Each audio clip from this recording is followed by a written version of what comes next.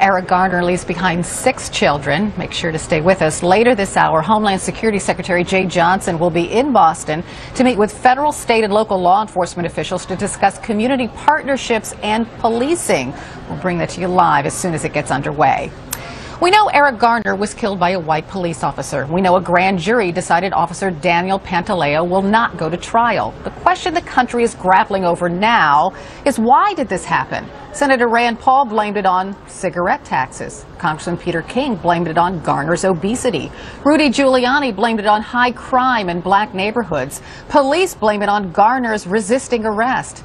Garner's family and thousands of protesters blame it on race. So why did Eric Garner die? Let's talk about this. I'm joined by CNN political commentator Elsie Granderson. Welcome, Elsie. Good morning, Carol. Is Garner's death really about race? And I ask you that, too, because in Don Lemon's interview with Eric Garner's daughter, she doesn't think it was about race. Well, I have not talked to her, obviously, but my sense is what she's saying is the response that you're seeing to her father's death isn't one that only affects black people, but it affects everyone. And I totally support her in that sentiment.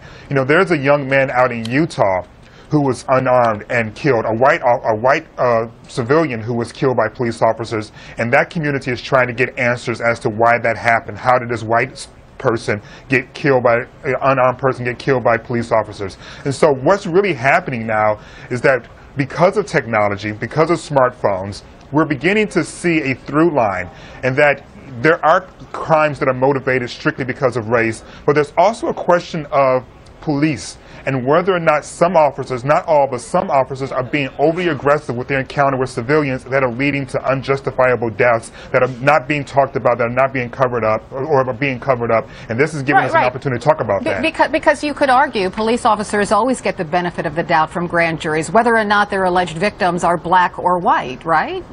Absolutely. I mean, we have no idea. There have been stories going on. There was Wall Street Journal had it on their front page. We have no idea how many people, police officers, how many Americans police officers actually kill. Our metric system, our system in terms of gathering those statistics are not streamlined. And so we really don't know if it's really the 400 plus that are reported by the FBI or many, many more, because so many of the departments are allowed to self-report.